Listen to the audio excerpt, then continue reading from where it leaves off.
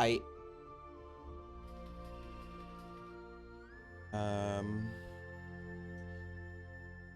what's up everyone?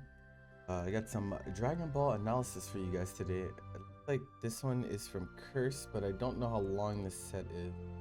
Now, just as a warning, my queue is very long, and so I'm going to be splitting analysis over the next 2 days. And so today I will be doing Curses, Kobe's, and Muffins. Tomorrow I'll be doing Mani's, Jake's, and yeah. I just have way too many. I have way too many to do. Hard to find time to do them all, especially because today we're supposed to do bracket predictions for bums and everything. Yeah. Now I don't know who Curse is playing against here. At first, nah, Dimensional even said hello before you got here, nerd. You got cooked. Yeah, I don't know. I don't know who he's playing against or how long the set is. It looks like it's first to 20, ends 22-6. Okay. If that's the case, then let's do from 19.5 then. The reason I tend to if people submit long sets, I tend to go towards the end, and the reason is because there's a certain level of adaptation that both players tend to reach after a certain amount of time playing against each other, like for a long time, and it is more beneficial for me to do analysis after that initial adaptation phase has taken place, mostly because early on into sets there's a lot of like trial and error, a lot of feeling your opponent out to kind of see like what works on them and what doesn't, and so once that is established, then we actually start playing fighting games. And so for that reason I usually tend to wait. It looks like, is it Hector? Okay, yeah, it does look like Hector. All right, cool. See what happens here then. I don't know which assist he's running on UI, so what he runs is gonna mean a lot. I think it's B, I want to say.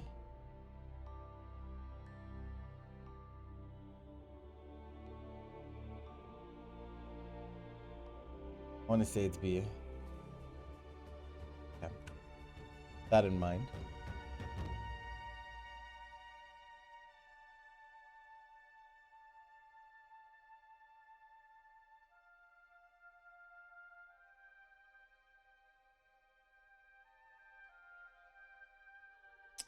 Not quite. Works out though. This is a very scary situation to be put in. Yeah, Ghost Oki. Looks a little far. Yeah. So like when you're playing Go Tanks, you have to. I'm not sure if this is far or not. It looks relatively alright, but the main thing is that like there are characters that have like very specific things they can do against Ghost Oki. And so like Ghost Oki is in the rare position of still actually being able to cover everything. But most of the time, if there's a character specific option or even an RPS that they can throw out to combat the Ghost Oki, they will choose it. So Keflas will choose dash. Gogeta players will like press EX punch and everything, and all these things are punishable. All of them can be covered by Ghost Oki, but only if you put yourself in position to cover such things. So I'm not sure if he was playing this team a ton in this set or not, but I have a feeling that if he did, that probably came up earlier. And like there are also like non-character specific options that people choose to, right? Like people choose to try to mash vanish out of Ghost Oki, and so it's very important to, at least for the first, like I would say the first like 1 or 2 Ghost Okis, I would play it more reserved just to kind of see what their response is on defense. Because like you never know, like they might be the type to try to mash vanish out of the corner, and if that's the case, then we get a ton of free hits, and we don't have to like think that much longer about this. Parking staircase. Okay, this is kind of slow, and the reason that we know it's slow is because of like the hesitation here on this 2M, right? So if he didn't try to reflect Well, first of all, if he didn't guess on side for reflect in the first place, which he shouldn't have, and just reflected same side, then you would have gotten cooked. Oh, it's also UIA. Okay, that actually changes a few things. But this is reflectable. This should not be reflectable if you're doing it the right way.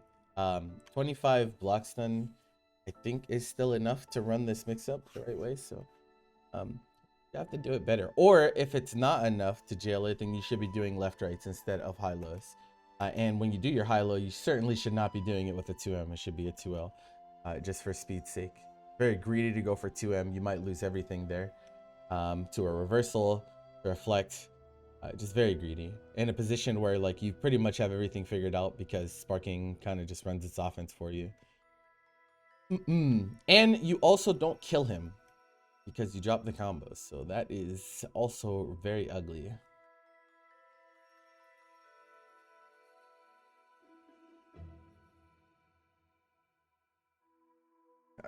Hector's a weirdo. Why he does that?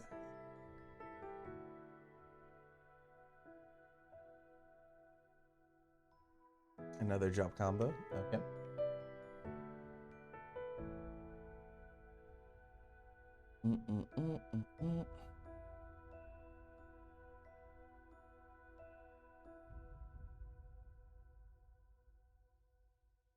Audio for portion. It's actually hilarious.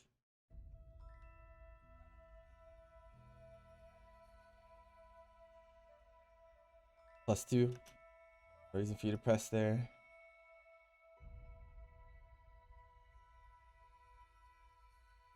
You should be dash OSing there. If anything, there's not really a good reason to press there.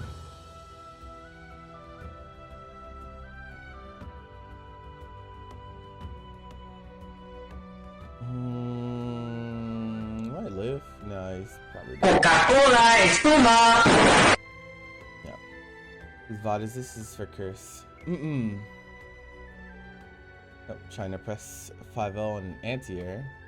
Janemba assist available. So Janemba assist is going to dictate how you move in neutral, like almost all the time. And so like your number one priority should be avoiding Janemba assist. Without Janemba assist, it seems neutral is still fine, but it's way less scary.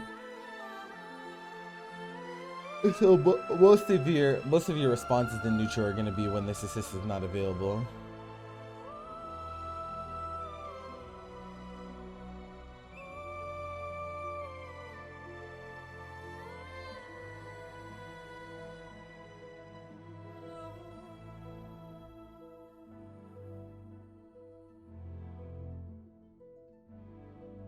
Let me disable soundboard while I do this, just because I don't want people's VODs to get all fucked up.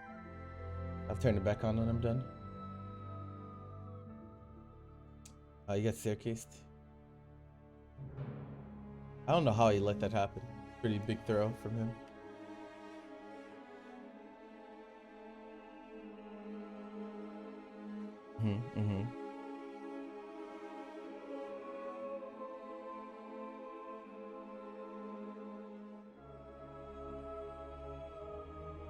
PDRs. You're dead off of that one. What?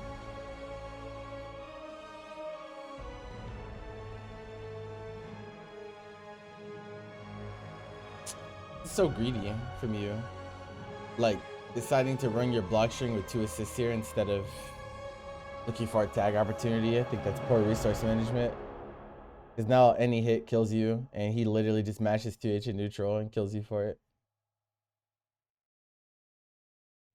Letting characters die without any retaliations. Bad look. Hit by Janemba assist. Like I said, like most of how you move in this is going to be completely dependent on how you deal with Janemba assist. Restand, Cam. Okay, spark back. I don't know what the hell that was. Okay, miss rejump. Janemba assist again. Reversal super dash. Wow, off of uptick. This is frustration in neutral, it seems like. This is you saying, I've lost neutral 100 times in a row, so I need to hit him now. You will die for this against some people, for sure.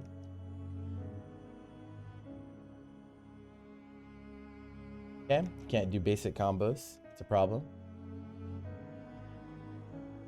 It's like, I think that's 3 or 4 drop combos in a row for you. It misses, yep.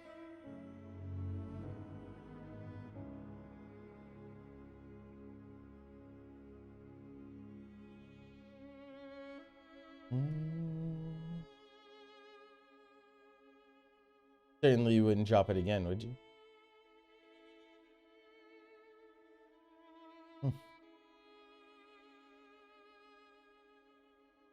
Mm-hmm.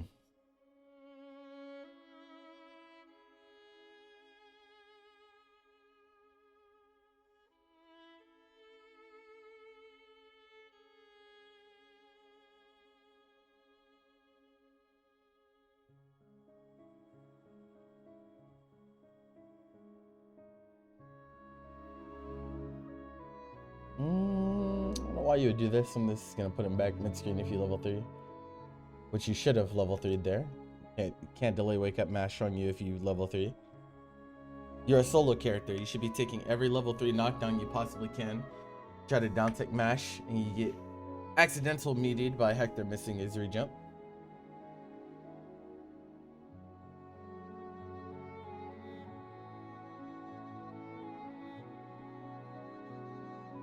And he's giving you a lot of chances too.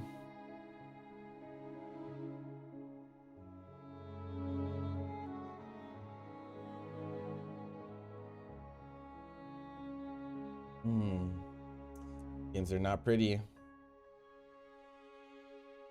Of course you did. That's a flaw on you as a player though. Like, you let your opponent frustrate you, you'll never win.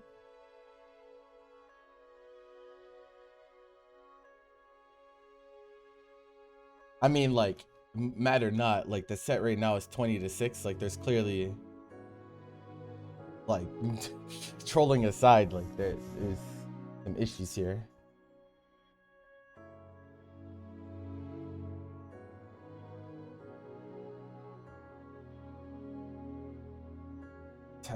Man, I don't think there's a single excuse for you to not 2H this. Like, you did the hard part, but then you missed the easy part. So you call 21 to force the double jump. He gives you this super dash. You're not choosing an action here. Not like you committed to key blast or tackle or anything. You just wait way too long to try to 2H him. So this super dash is so common. Like, a lot of people are cranking super dash over top of assist nowadays because he doesn't want to land into it and take a block string. So, like, this is what I mean by you've done the hard part. You forced the double jump out, but then you didn't take advantage of the advantage that you created for yourself. So you give him a hit in disadvantage, which is a bad look.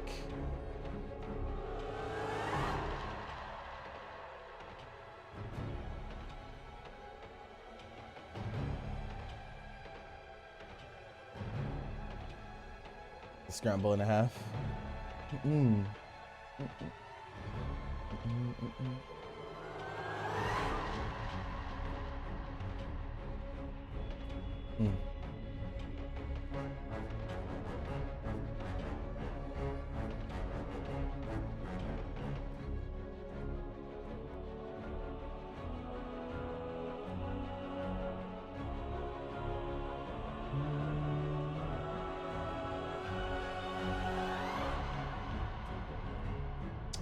Yeah, so this situation, when you 5S, like, you have time, so like you can react to the fact that you saw this clash. So the moment that you see this clash with something, you know that he's not in a block stun, and so he is actionable and he's gonna be able to press something. And so that's really important to recognize when shit like this happens, because it happens really quick, but it completely changes what you can and cannot do, because you just autopilot into running your JH looking for the mix-up, but since your key blasts clash, he's not in block stun, and so you can get anti-aired here, like, you can get pressed on, so it is on you as a player to really keep an eye out for whenever things like this happen, because this will happen. It's just an unfortunate circumstance of UI's 5S being just standard key blast durability. The special tech is pretty bad. I think you thought that you saw sparking or something maybe, but like that is here, take my character at that point. Yep.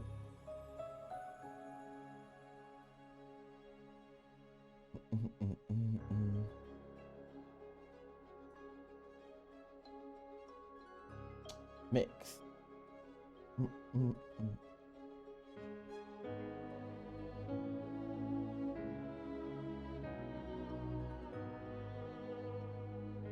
Okay.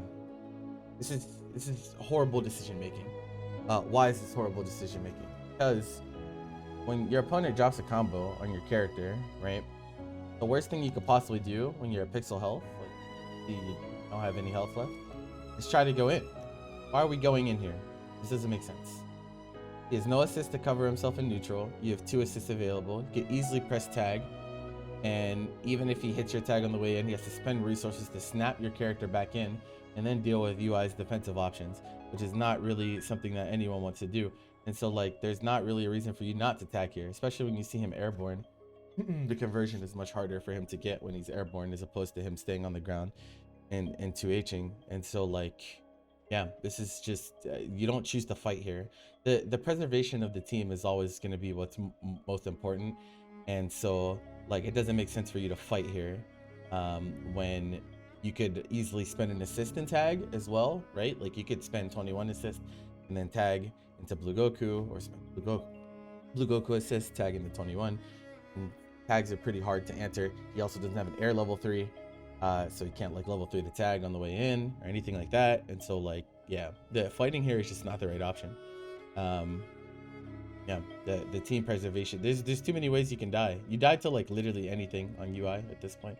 And so like, regardless of how this ends up panning out, like this is just not the right decision. And you're dead. Go figure.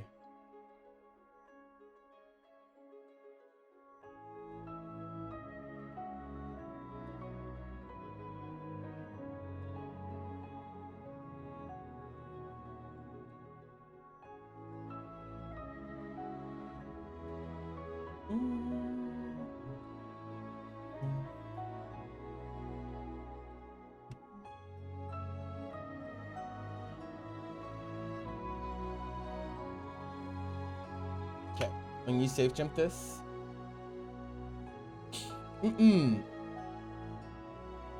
right, you immediately super jump backwards is the right thing to do. Super jump backwards avoids jab of pretty much every character, I believe. Maybe not Broly, but it avoids pretty much every jab in the game. And if he empty vanishes, you have a solar flare to check him, because your character will turn around appropriately. Most of the time they just give you a free combo in that case. There's no real point of safe jumping here if you're just gonna take the block string afterwards, you know, because you're just gonna get sparking mixed, which is what you were looking to avoid in the first place.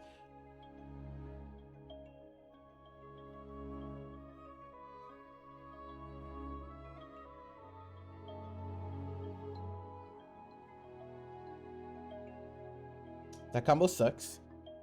If you're gonna punish here, 5M, and you get like good rejumps in the corner and everything, I think you actually kill him. It's close. You'd have to spend Vanish. You'd have to spend Vanish DR EX Ball, but I think he might die actually. A G2H combo just isn't good enough on a punish like this. Yeah, he definitely dies actually. 100% dies.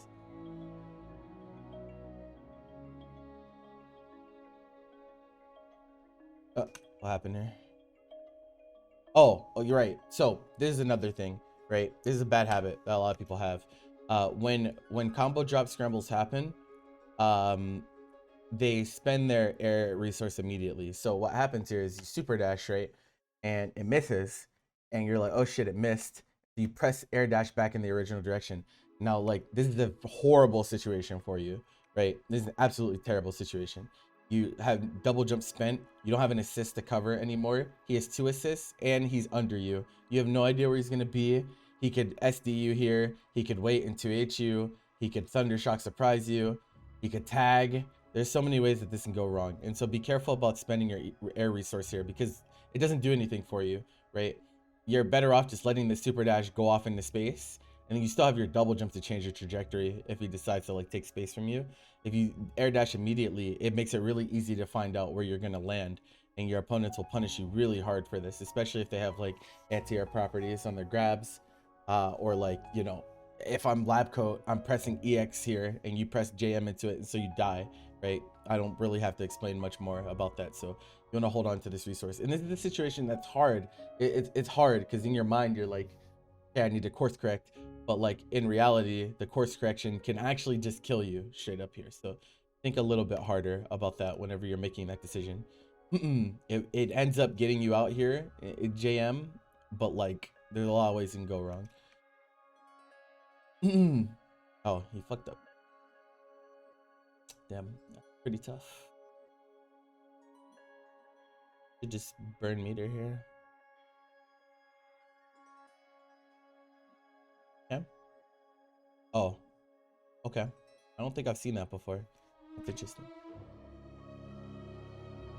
I've never seen this miss like this. He kind of goes through you. Weird.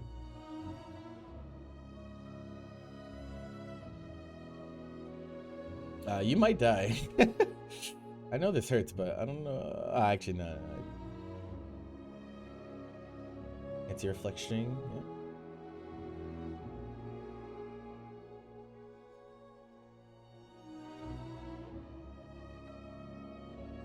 Yeah. Okay.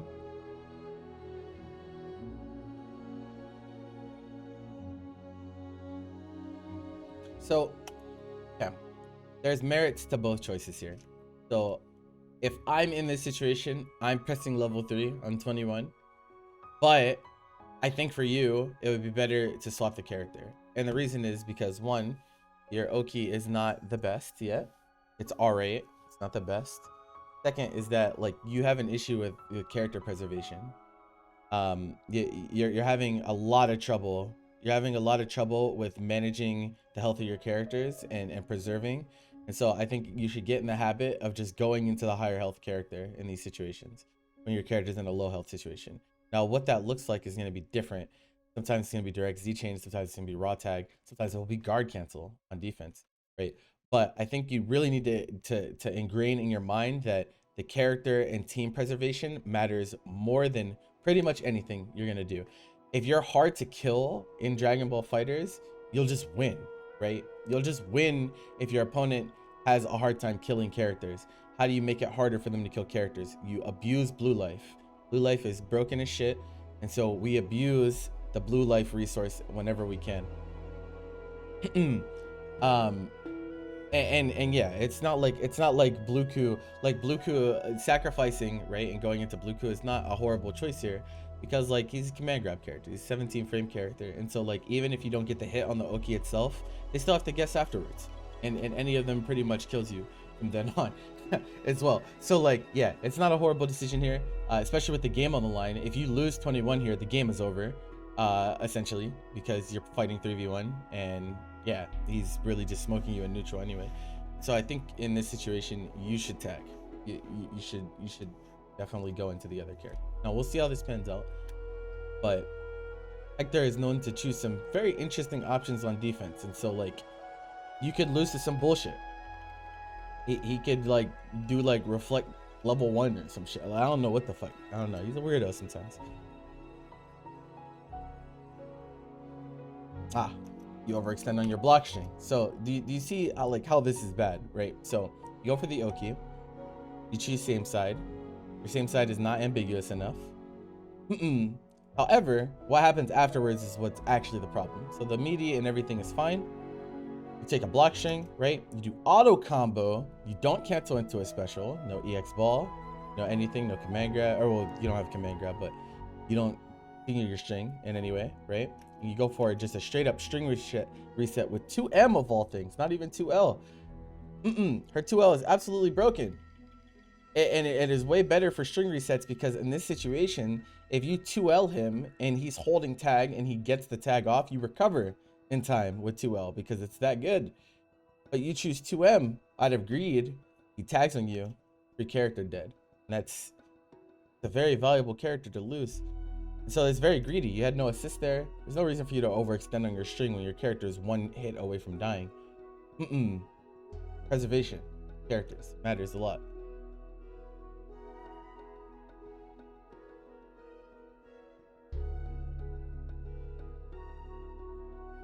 Okay. Yeah, so he's showing you this. So, like, you gotta pay more attention, right? Like when you're playing neutral, like there's a lot of things to pay attention to. How your opponent is moving, what options are they choosing, how are they calling their assists. These are like the three main things that you want to look for. And so like you're tossing Key Blast, right? You have no beam property on this character, right? Which is a weakness of his. And he shows you EX, right? And it whiffs. So this tells you like, okay, he's looking to EX me. He's looking to EX you. And there's multiple things that lead to you knowing that this is the case. Not only did he show you it, but think about the characters, right? Think about the character matchup. Kefla doesn't want to shoot Key Blast at Blue Goku because he has frame 1 Key Blast and vulnerability. And so she's going to look to counteract your Key Blast because she knows you have no beam property to stop her from doing so. You essentially have to you either have to get a clean hit through another avenue, you have to like try to finesse her with like tackles or something like that because you have no beam property to stop her from EXing. So he's going to press this a lot. Keflas are going to press this. And so it doesn't make sense. It doesn't make sense for you to commit to that given that he just showed you it literally 5 seconds before. The moment he presses that EX, you should know that, okay, he knows that he can go through my Key Blast with EX. He was just off the mark that time. And especially when his assists have now cooled down. So even if he presses the EX and misses, now he has the assist to cover. And that stops you from punishing him. So he can throw it out without fear of being punished that hard. This is kind of a weird situation.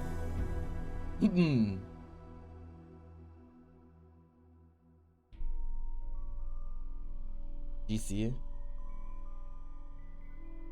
Get the 2 bars from GC. No, oh wait, no, you did have it, right? Oh yeah, you have plenty of bar. Could have just GC vanished. GC vanished much better there. Regular guard cancel is kind of buns, like it's pretty bad. Pretty bad. Ah, that same thing again, right? So start of this game, the same thing that I talked about before, where you called assist and you forced his double jump out, or you forced the jump resource out rather, and then he super dashes over the top again. So like he's showing you this a lot.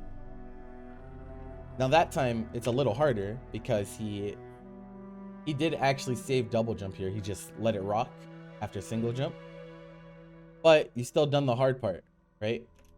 You can play reactive here now. Now, if you don't 2H, this is fine, right? However, you have to accept the consequences of your actions. If you don't 2H the super dash, then he can super dash assist. And so, like, what you can do here instead as well is like call 21 assist and then go air to air, right? Going air to air is pretty good on your team because you're running UIA, or unless you switch to B for this set, but.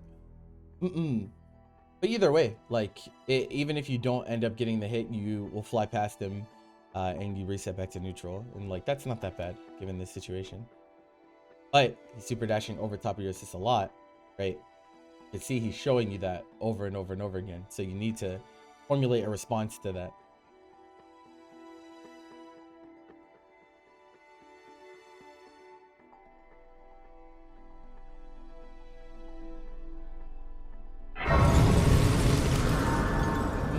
Thanks for the 19 months, bro.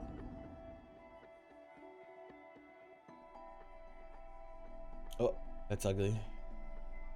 Okay. Scramble, scramble, scramble. Okay. Ah. If I were errant Key Blast in neutral, it'd be like that.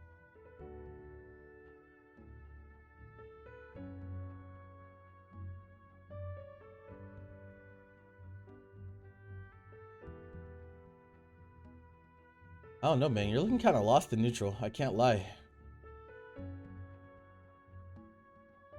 Cannot lie.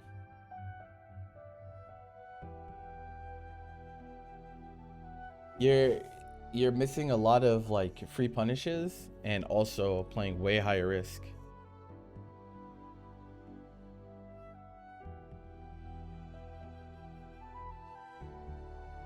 Okay, gives you the hit. You got you winning bumps. I mean, you want to bet 10 subs on it? I'm down.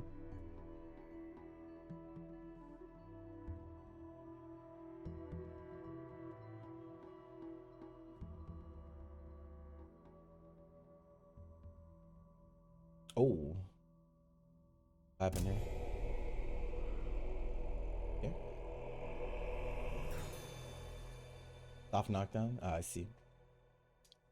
Did not delay wake up. That's tough. Whoa. Whoa, whoa, whoa, whoa. The fuck was that? That was a lot.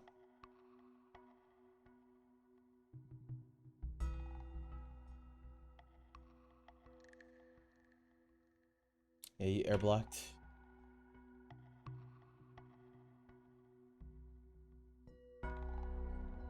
That EX we talked about again. This time you air block. And you probably held up afterwards, so you get hit on your jump start up.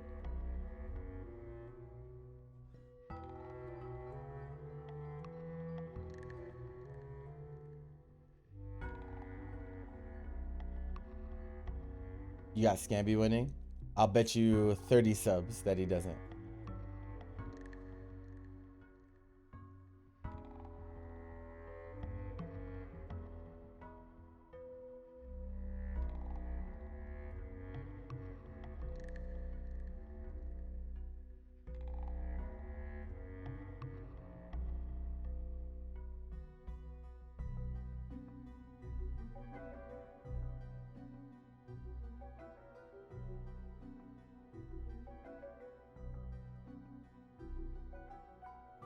Yeah, so here's the main problem, Curse. You're a very malleable player, and what I mean by that is that like you're really susceptible to tilt, and so like your opponents are doing things to kind of bend you to their will, and so like it's really easy to put you into a situation where you're frustrated, or you're getting hit by something that you think is not good, and so you in turn start doing not good things to try to get even with them. This is a very dangerous mentality to get into. Like if you get mashed on in a place that you think is bad, then you will start mashing in horrible places. And it's very important whenever you're playing fighting games to not stoop to your opponent's level. And you might be thinking, am I really stooping to my opponent's level if he's better than me? It's more so playing their game, right? And so when both players go into the game, they establish a game plan and they establish motives, and your goal whenever you play fighting games is to get your opponent to play on your terms. And if you get your opponent to play on your terms, then you're in severe advantage at all times. And so that's what Hector did to you this set, is he forced you to play his game. You deviated from your original game plan and like kind of started playing on his terms, and so you'll never win there, right? You'll never win there because he's used to playing the way that he wants to play and you are not. And so you're fighting him on uneven ground. And so this is something that you're gonna have to really get through your head. It's not a matter of this game is not a matter of this person is dumb, they're unworthy of playing me, they're an idiot, I'm gonna push them out of my mind. Because the problem is that a lot of people get into this mode where they think that you know, this player is random or this player plays a certain way, and so you know, I hate playing them, and so I'm never gonna run into these. Yeah, that's not how it works. How it actually happens is if you have trouble playing against people that play wild, quote unquote wild, or people that play in a way that force you to play their game plan, you will just lose in pools. That's just how it goes. right? You will just lose in pools. You will drown because you're gonna run into a lot of people that play like that. And so if you are not able to adapt, or you do not have a strong enough game plan, or you do not have strong enough mental state to combat people that are actively trying to tilt you and frustrate you, you will get frustrated and you will lose. And this is the advice to anyone that plays this game, or any fighting game for that matter. Combating tilt is like mid-level player 101, right? Like literally, that is one of the biggest things about mid-level players, because you guys are at a point where you understand kind of how the game works, and so in your mind you have an idea of how the game should be played, right? In your mind you're thinking, okay, this is what good Dragon Ball looks like, and so you in your mind, you want to play the best Dragon Ball possible. So you want to play your way, the way that you think is good, right? Okay, but what you don't realize is that no one is forced to play that way. No one, not a single person is forced to play that way. People are allowed to play whatever way they want, and you can't force them to play any type of way. And so what you can do is identify the things that you think are bad. If you think there are things that they're doing that are bad, then your emphasis should be on smoking said things. It should be, how do I stop people from getting away with the bad stuff? Because then you put them in a position where they have to adapt to you or lose. That's how it goes. You only get a 2 out of 3 in tournament, and so like you can't spend time fighting against your own mental and also your opponent. Then you're playing a 2v1. You'll never win a 2v1. That's a 2v1 that you can't come back from. There's no limit break in that. If you're fighting both yourself and your opponent, you will never win. And so there's no reason to do it to yourself. That's what you're doing here. Is you're doing it to yourself by not realizing that no game that you play competitively will ever be like, oh, everyone is forced to play the same way. It just will never. So like, you have to get better at dealing with these play styles, getting better with people doing things to tilt you. Okay, if he likes to troll, then defeat the trolling. Eventually you'll just start killing him for doing the troll things, and I bet you he'll stop trolling. That's just how it goes. That's just how it goes. So like, he's gonna be forced to adapt or lose, but right now you're doing the losing part and you're not adapting, or rather you're negatively responding. Like, the way that you're responding is a very negative way. I shouldn't be able to do a bad mash and then for the rest of the set I get you to do bad mashes. That doesn't make any sense. That doesn't make any sense. If you think something is bad, then why would you stoop to that level? Why would you start doing the bad stuff over and over again? That doesn't make sense, right? That doesn't make any sense. If someone is out there eating glue and you're like, wow, that's really dumb, I really wouldn't do that. What sense does it mean for you? What sense does it make for you to pick up the Elmer's, the Elmer's flask and start chugging? That doesn't make sense. That doesn't make any sense. If you think what they're doing is bad, then you should not be doing it either. So that doesn't make sense. Like, yeah, this is like horrible mentality. You will never improve if that is your ideology moving forward. It doesn't matter. No. That's not how it works. You're not playing that way. You're not him. Not the same playstyle does not work for everyone. Yeah, the fighting games are about identifying a playstyle that suits you and improving on that. You trying to play someone else's game will not work. It doesn't work. If it were that easy, we would all just choose to play like Yasha and win every tournament. It doesn't work. It doesn't work that way. And so you have to find out what works for Curse. Not, oh, it works for Hector, so it should work for me. You're not Hector. You're not him. You're you. And so it doesn't make any sense for you to think about it that way. It's just like, it's horrible. It's absolutely horrible. In games, right? You're neutral. It needs work. You're like one of those players that like doesn't like to commit very much, and like that's fine. But you're also not capitalizing on the non-committal. And so like, if you're gonna choose to sit back and let your opponent hang themselves, what does it mean if they wrap the noose around their own throat and you don't pull that shit tight, right? If you put them into a situation where they can super dash to their own death and you don't kill them for doing so, then it's as good as wasted. The opportunity's gone. You don't get anything, right? If you're forcing your opponent to burn double jump super dash from full screen, they should be dying for choosing that, because you already did the hard part. You forced them to do what you wanted to do. Now we have to focus on punishing them for actually doing it, or else you get nothing. That's how this game works. There's small windows of opportunity. If you miss your window, you're just done. Like, the situation is over. You just miss it, and you're missing it a ton of times, over and over and over again. There's so many super dashes unanswered. There's bad assist calls not punished. You're overextending on block strings with no assist. You're making poor decisions about health management, right? These are all really, really important. These are really important things. No one in this game, no one that plays this game at the top level doesn't have these things down pat. Like, there's not a single person. All of them have good health management, right? All of them are forcing their opponent into bad spots and then either mixing it off of it or straight up getting punishes out of it. That's in essence what fighting games are. That's what you're supposed to do. What you're supposed to do. So don't do one half and then don't do the other half. Doesn't make sense. Sometimes you're going to be subject to confirmation bias, and you're going to try to capitalize on something, right? And it's not going to work out, because that's the way Dragon Ball works.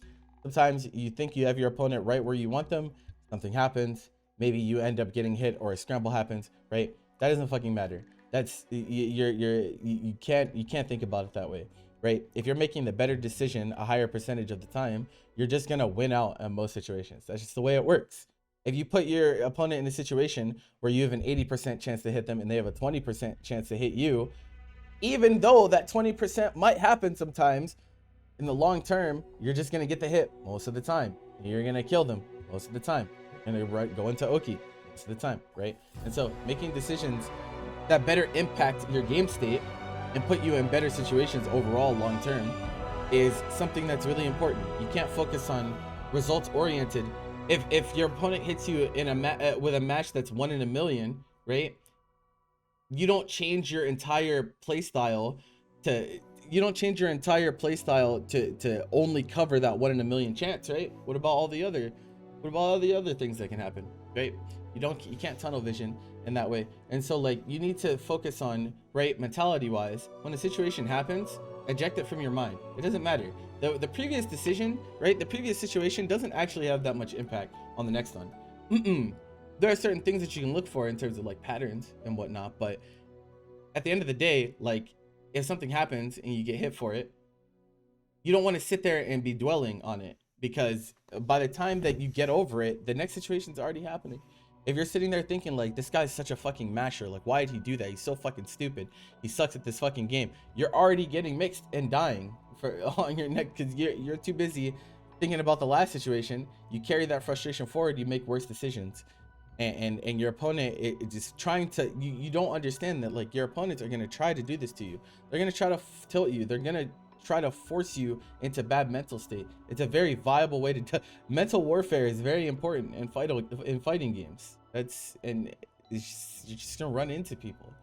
Like, you're gonna run into people that test you mentally, and if you can't defeat the mental game, you just can't win. You cannot win. It is impossible to win against someone that is in your head, and so you have to get over that first. And the best way to get over it is remove your ego from the equation. Accept that you're not as good as you think you are, and play the game that's in front of you, right? The game that is in front of you is what you need to play, not this theoretical game that you think, like, things are going to turn out the way that you want them to in an ideal situation. Because very rarely do ideal things happen in Dragon Ball FighterZ, I promise you. I would know. I would really know. Okay, next set. This is Tobe.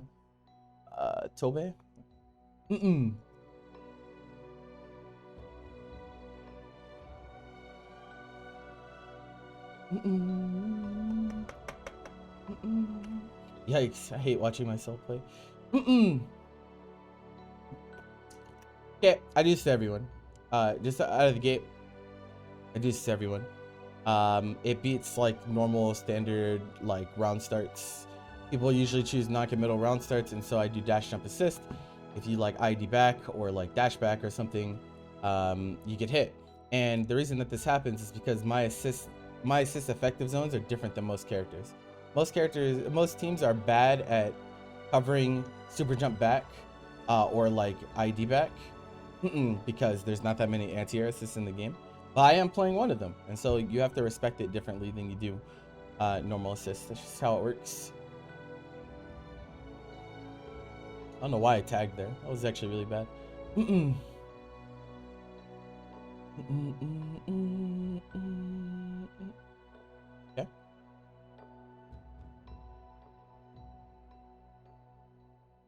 Okay. Use a safe jump here. Okay, meaty with assist. Very good. Oh no.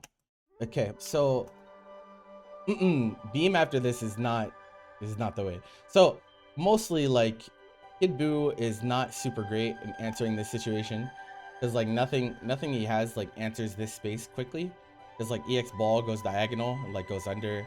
You could like press jam if you really wanted to, but it's pretty slow. It also loses the anti-airs. And so like on DR tech in the corner, like Kid Buu, you kind of just want to keep it non-committal and wait for your opponent to choose an option because there's a lot of ways that this can go wrong. And also like kind of an awkward conversion even if you do get the hit. So like if I like mash raw tag, and you hit me, like you might like vanish too late. You might like vanish too late and then we get forced into like a tech scramble or like reset back to neutral, which is not what you want when you get in the first place. But here I just straight up get a punish because you whiff beam. I just do the wrong combo, but that was actually a dead character.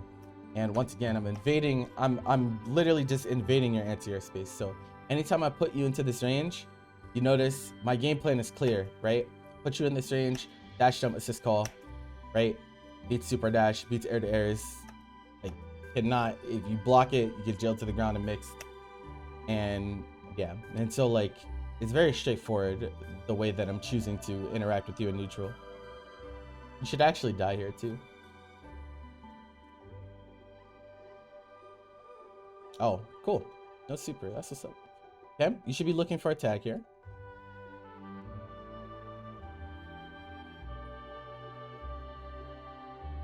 Instead, you die. So, like, you had a lot of opportunities to tag and guard cancel here. So, like, when you tech here, right, and you don't die, this is a hard raw tag to answer. Some people will be ready for it, not everyone. But even if I 2H you, like I still have to snap the character back in if I want the blue life, and it's not even like worth it. You'd rather take a hit on your full health character than take a hit on Kid Buu and die, right? And so sometimes tagging here, even if it does get 2H, is still a fine tag. It just is what it is because you still have sparking afterwards for the character that comes in, so it's like not that bad at the end of the day. But could have looked for a guard cancel opportunity here whenever I went for the string, right? There are a few opportunities here where you could have tried to get out, but you bet on reflect instead, and so you are dead.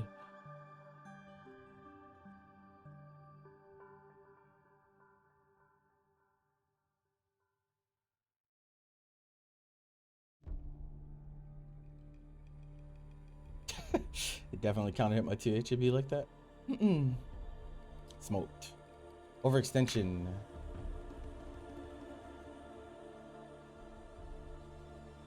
Right. So you drop your combo and then so a lot of people do this. They drop a combo and then they immediately like super jump mash JL to try to get their combo back. There's a lot of people in chat right now that do this. And listen carefully when I tell you that you're gonna die for it. Someone's gonna punish you really hard for it. You're gonna be really frustrated. Really frustrated. It's an example of that. Fuck off me, man. You lost your turn, right? You have to accept that you missed your opportunity. That you're done. This is why people get spun by lab coat so much too. Like, how many times have you guys seen someone drop a combo? Someone drops a combo, right? And lab coat up techs, and then they go for like staircase. They try to go like JLL, and they get spun on. Or they do JLL, and they're not able to actually jail them all the way to the ground, and so they get EX spun on, right? Happens a lot. It's because you overextend. Your turn is over, and so you must accept that it is over, or else you give me a free punish, and that is not what you want to do.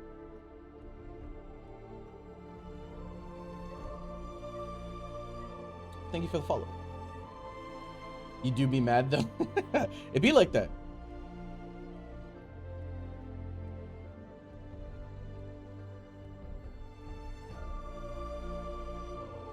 Okay. I guessed. I'm not afraid to admit it. Yeah, I guess because like my 2H is mad long horizontally, and you've been choosing to try to like neutral skip me by like EX lariating. So like you lariat here, and I'm like, okay, I think he's not gonna want to deal with zoning, so I just press 2H preemptively, and that's why you die. And so like once again, right, you should be focusing on preservation of the character. A low health character is still better than nothing, right? You still have an assist, you still get them for DHCs, and so like don't just let characters die for free. Like, want to do everything possible to make it as difficult for me as I can, as it can be, to kill characters. That is one of the overarching goals of fighters, and they give you a lot of avenues to do that too. They give you a lot of avenues. I don't know if I greeted Isaac. What's up, man?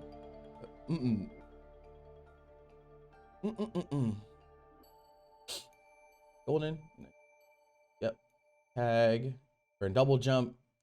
So like you're actually fucked here. You're you're actually fucked here, and you did it to yourself. This is why. Because so I drop, right? Your double jump immediately burned. Double jump in the corner. You have no meter to even vanish here. You have to fall.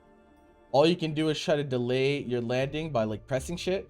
But like at the end of the day, I still know that you have to land eventually. You have to. I could crank a super dash here. You have no idea where I am. I could call assist. I could ID. I could dash under you. Could do anything I want.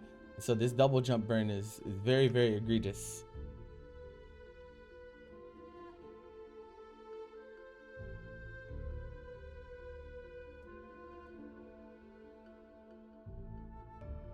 I didn't have the meter. That's. Hey, greetings, man. Yeah, flicks are only projectile invulnerable. You must EX me there if you want to survive.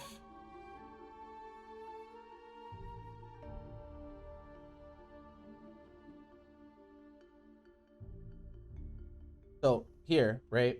You do well to avoid the round start. So I choose Lariat Assist, right? And you avoid, right? But what happens afterwards is that now I forced you to be above me. I forced you to be above me, and so I go for an air to air and get the hit here. And so like if you're gonna super jump to avoid the assist here, you could counteract by calling your own assist. Hidbu has good trajectory changers. He has JS. He has Boo Ball, right?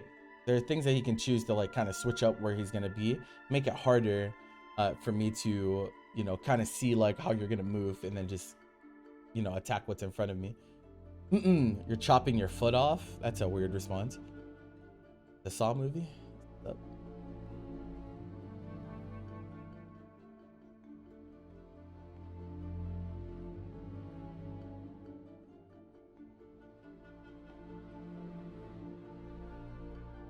Nice.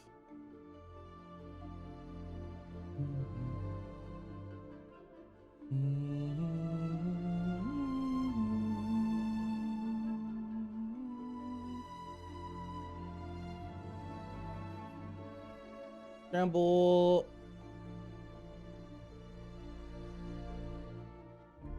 So like, right, often I hate taking this scramble, but it doesn't make sense for me not to, given that if I hit you with anything, you die.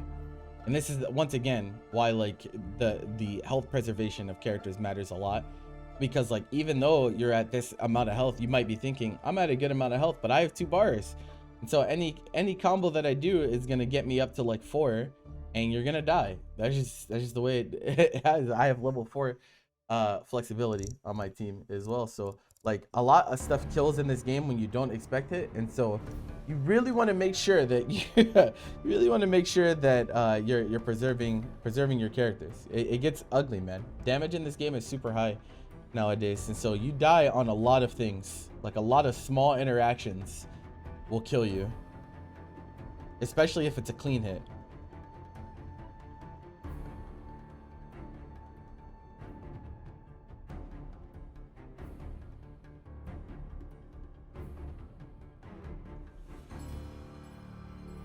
You can wait until I do that segment, Anthony, after analysis is done.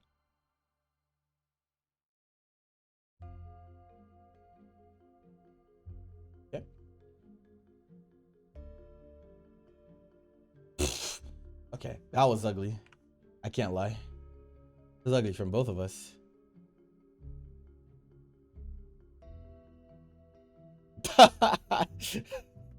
I think I tried to reflect and I missed it.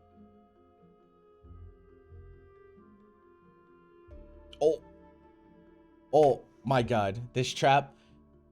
Listen, matchup thing, right? If you're a Labco player, don't let Majin catch you doing this. This is actually just a straight up 2H punish. It is that large. It is that large. I actually just pressed 2H and nuke your character here. I didn't do it, but it's one of the characters that actually can just press 2H here and not have to worry about it being too high and whiffing and shit. It is mad large. Doesn't make sense. Be very careful about just pressing that shit.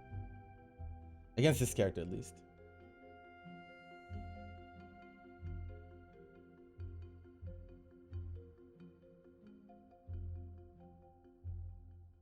If you do air spin and it whiffs, yeah, no, 21's 2H is absurdly large. So a lot of characters, right? It whiffs above them, and then the person tries to 2H, and their 2H whiffs because it doesn't reach high enough. And then you lose your punish. But Majin, that doesn't happen to. It also doesn't happen to like Janemba. Though his can whiff horizontally, but it won't whiff vertically. That shit is mad tall. That shit is large.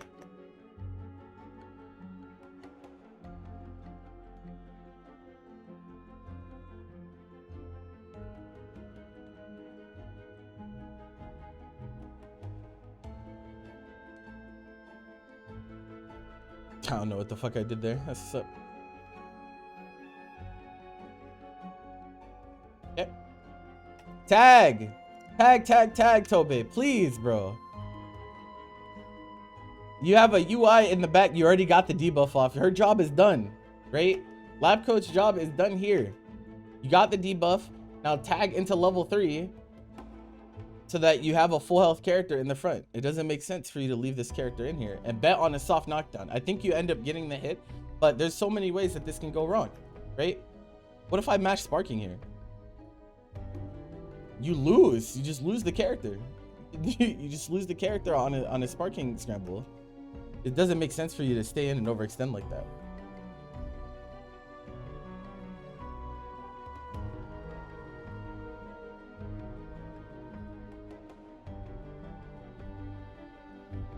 And you'll see a lot of lab codes still like they like bank on this level 1 Oki, but really, bro, just take your level 3, please.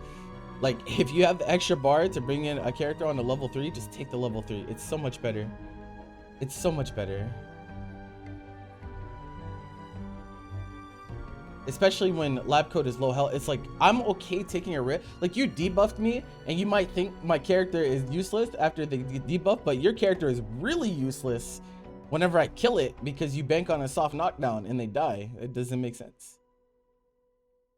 It doesn't make sense.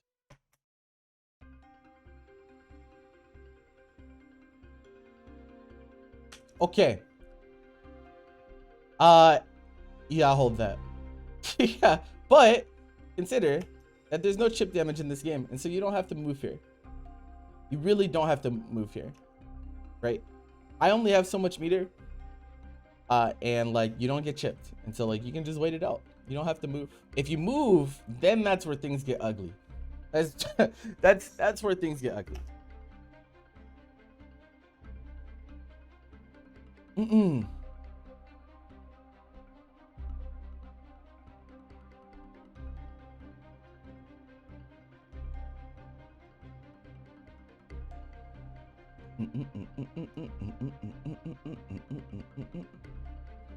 Okay. What's up? Should be level 3ing me here. Yep.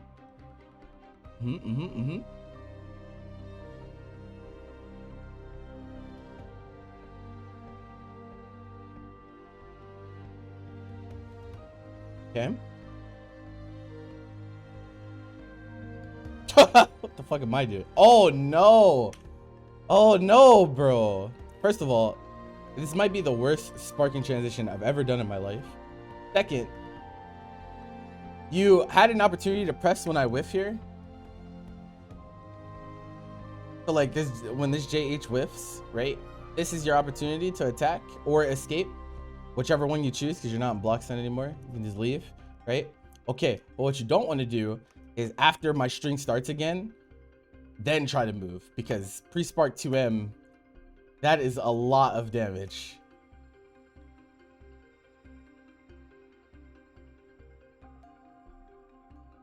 You would have died too. I dropped the combo.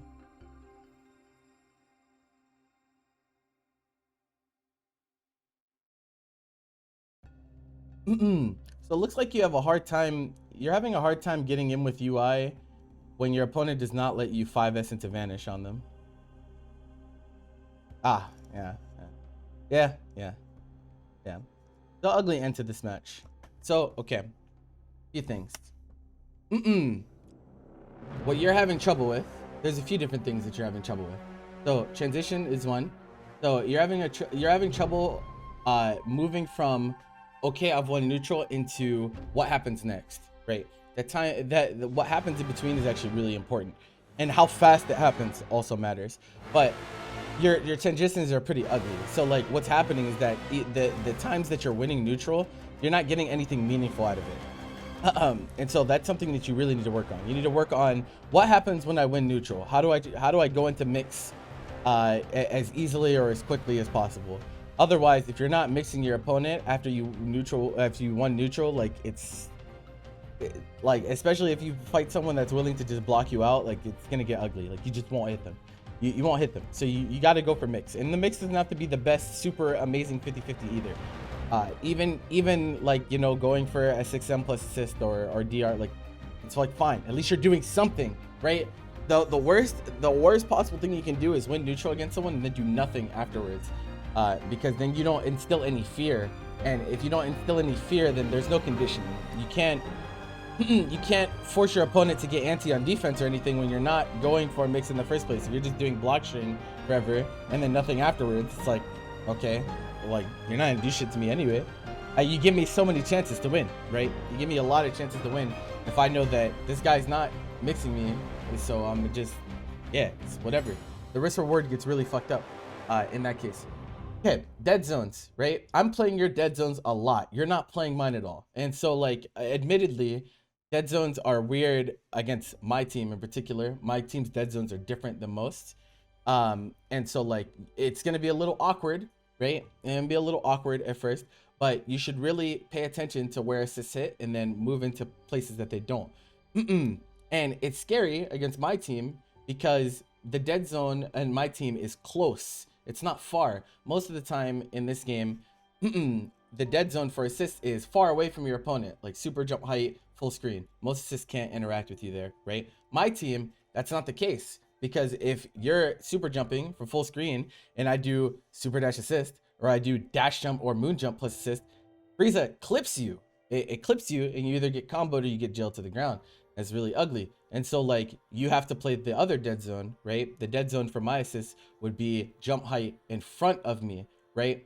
And that's exactly this is exactly the dynamic I'm trying to create with my team. I'm trying to get you to play in that dead zone, because then you have to deal with Bardock buttons. But that's still better off than just giving me a free hit on the assist, right? If you're just getting hit by my raw assist calls in neutral, you will not beat me. I promise you. If you're someone that just gets hit by my raw assist calls, you will not win. My assists are too good. They're too good and they lead to too much for you to win the game on that, right? You get full comboed for eating Frieza. You get definitely full comboed for eating 21, even full screen, right? You won't win. And so answering the assist calls is the first step.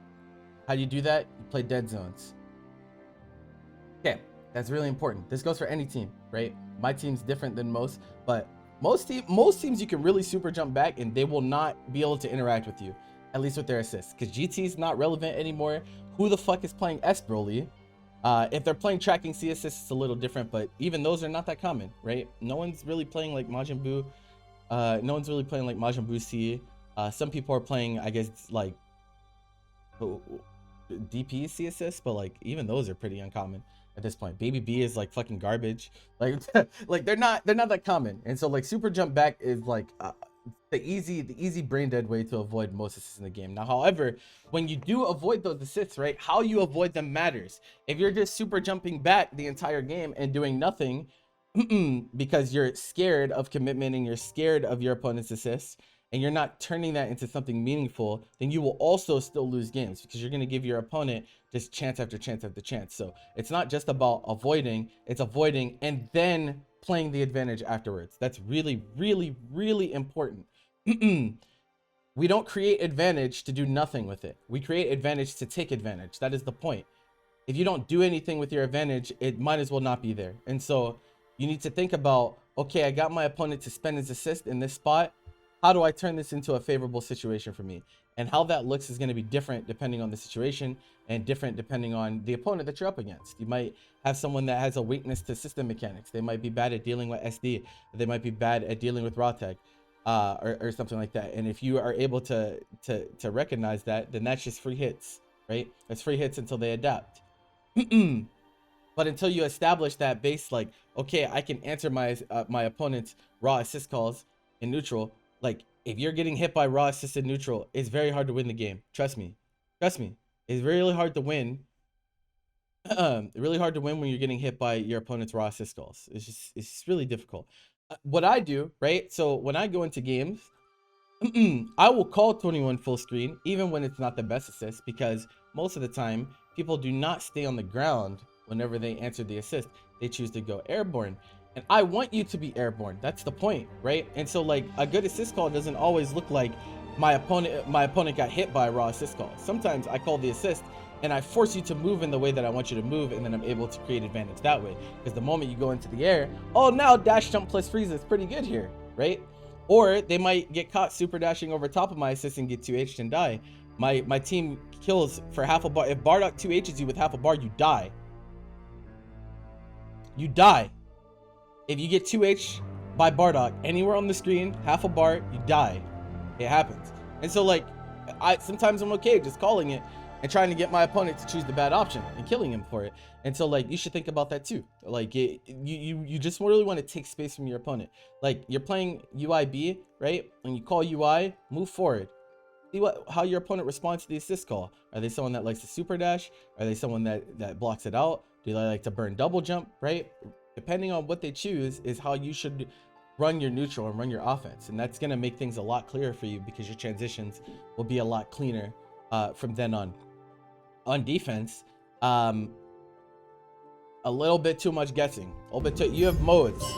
You have like a mode where, thank you for the follow. You have a mode where, like, you do nothing and you let your opponent re-stagger over and over and over again, which is really bad. Really bad, by the way. That's defending without reason. That's defending without a goal in mind, right? The goal of defending, there's an outcome in mind. What's that outcome? It might be escape. It might be to get the hit. It might be to tag. It might be, right? Goal oriented.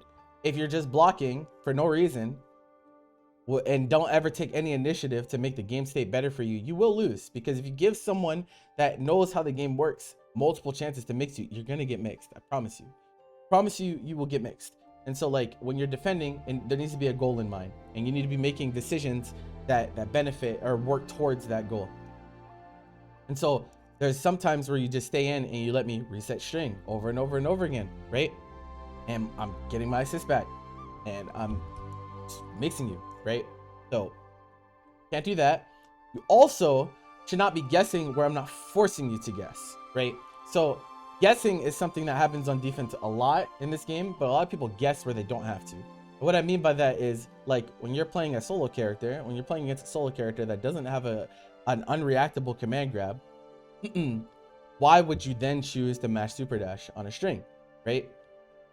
Not that good. It's not it's not that good. You don't need to do that either. All you're doing is creating a window of opportunity for your opponent to hit you that wasn't there before, right? And so, like, how you defend depends on the resources. Depends on what does your opponent have on the character that they're playing. Do they have assist available, right? And depending on that, there's like a sliding scale of, should I play committal defense here? Should I play non-committal defense? Am I looking for an opportunity to guard cancel? Am I gonna bet on reflect here, right? But it needs to make sense. You have to make it make sense. If I ask you, why did you choose this option on defense?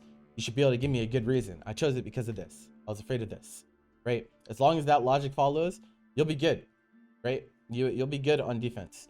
That's what a lot of people lack in this game right now. They don't have logic in their decisions that they're choosing, especially on defense. They're just YOLOing.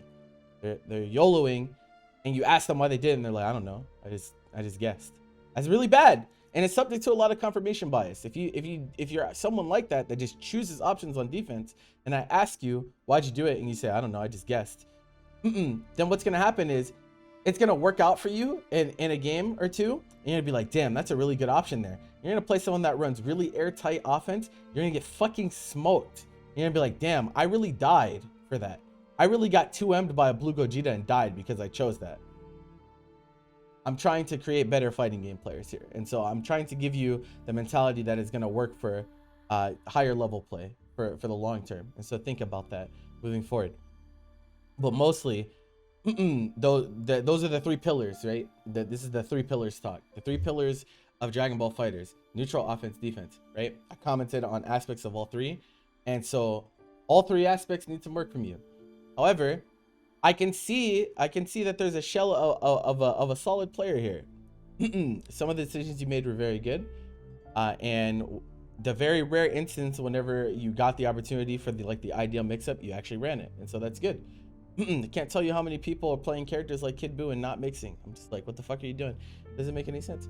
But so that's very good, but there's a lot of work to be done. Don't be frustrated, because I see you in chat a lot and you're frustrated about like, what do I do on defense? Do I just fucking mash? Yeah. No, it's not that. It's you don't understand how strong defense is. You don't understand the strength of having this many options, and so you're not often choosing the right option on defense, right? Once you understand and gain an understanding for what is a good guard cancel, what is a good time to try reflect, what is a good place to GC vanish, what is a good place to raw tag, right? What is a good place to press or challenge? When you get an understanding for the best spots to use those options, then it becomes much clearer how fucking stupid defense is in this game. If that only then do you really understand why this game is called defense favored, right? Because you might hear a lot of people say it, and when you're in game, you're like, I don't get it. Like, I just get hit every time my opponent runs offense. Like, well, how is this defense favored? This doesn't make any sense, right? It doesn't make sense because you don't understand the strength of the options available to you. And until you understand that, it's gonna be a mystery. But I promise you, defense is really fucking dumb. Defense kills you in this game. Like, kills your opponent. You choose a defensive option in this game, you kill your opponent in a lot of cases. How many of you in chat have been reflect 2M by Gogeta? You have, right? How many of you have been level 1'd by Lab Coat into a level 3 and take 60% off a frame 4 invulnerable move? How many of you have been spun by Lab Coat? Happens, right? How many of you have run into barrier and died for it? Crazy, right? It happens. Defense kills you in this game. And so like that's why it's so dumb, because it definitely murders you in this game. And so once you gain that understanding, you'll start killing your opponent off of defense, and it'll feel a lot better than you just holding block strings the entire set. All right. No, that was for Tobe. Okay, this is for Muffin, and this is the last set we're doing today. Like I said, Monty, Jake, and Dimensional, all of you guys will be tomorrow. My queue is just really long. My queue is just really long, and I can't do 6 VODs today if I'm gonna do bracket predictions and shit. So, freeze the 5H a few times. Yeah, absolutely, absolutely. Button's dumb as shit. Muffin actually plays fighters. Yeah, he does. Oh, he's playing. Okay. I almost don't want to do this VOD because your fucking name in game. Jesus Christ. You horny ass 14-year-olds need to stop.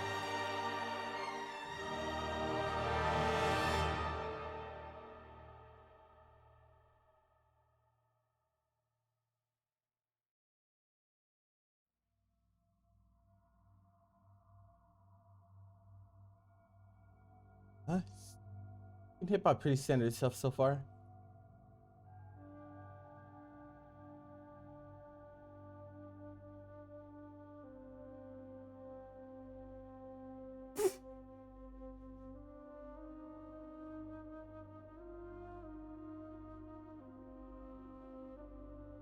Don't guess.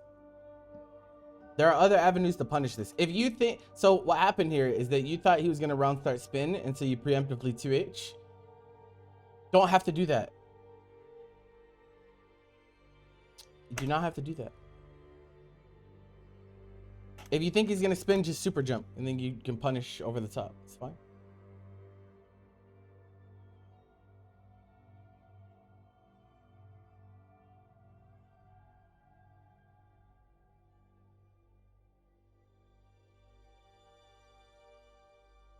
Okay. What the fuck was that? Oh, so ugly.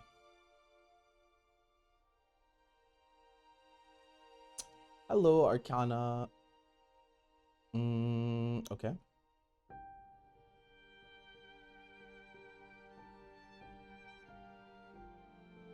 What the fuck is happening? Okay, hold on. Okay, you are really trying really hard not to block. -5 into DP super, and you press DP super again. Looks like you're very committal on defense, my friend.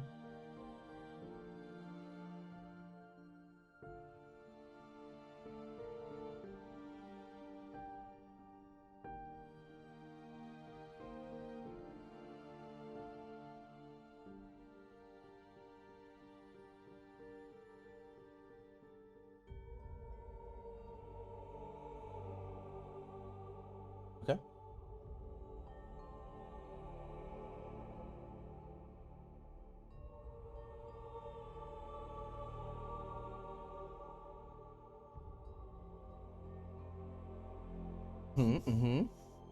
You're not gonna gain the third.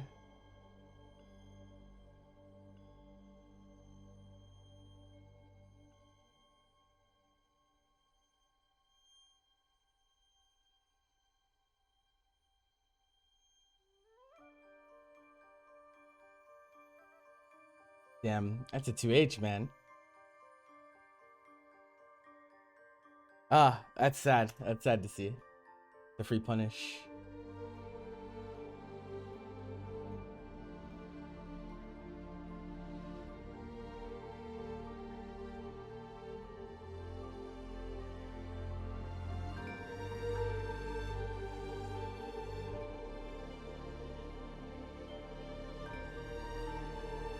Something in my eye, so.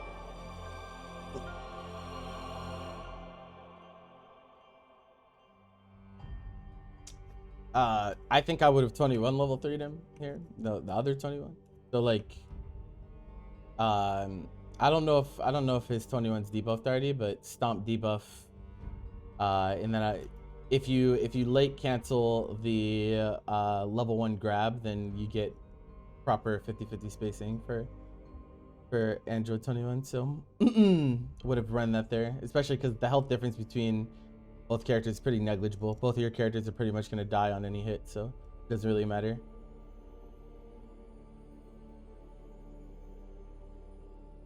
Assuming you know how to do the Yoki. I guess I haven't seen that yet.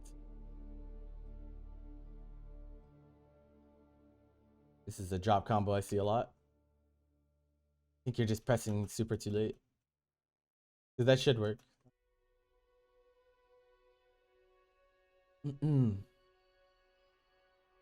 It's like fine. It's like fine to spend EX spin there too if you think like they're gonna be too high to just grab them or whatever.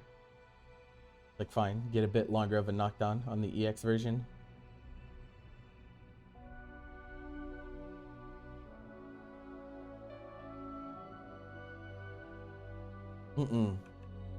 No. I don't even need to comment on that. You know what you did wrong.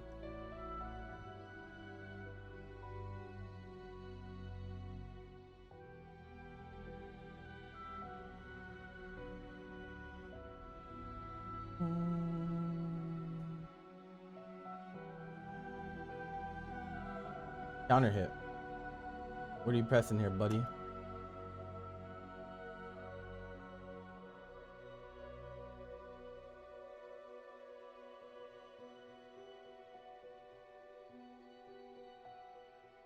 I think if he EX, he might have killed. This is close.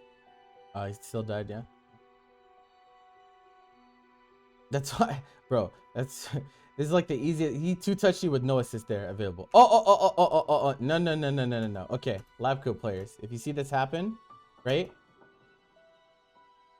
2-on-4H on a clash. That's what you do here.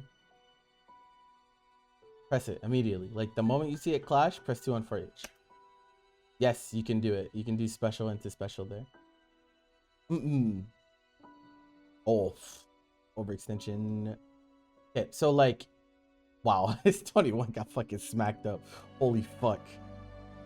That's so funny. You were doing your whole string on an assist. Okay, you go for a string reset. You have no assist here. Overextension. This is so she's really prone to this. So lab coat is really prone to this because she has no mid. She has no mid light starter, right? So both of her her L buttons are both of her L buttons are lows, and so she's susceptible to being low crushed, and also super dash because super dash is like a pseudo low crush, and so like this will happen to you a lot. So you want to be careful about like overextending like that, because if you had a bigger button like a UI 5L or something there, you hit him, but lab coat has a hard time with that situation.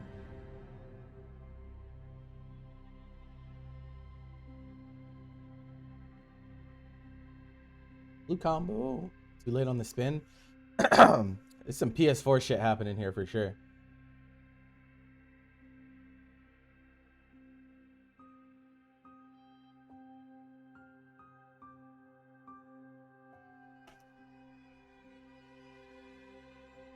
What?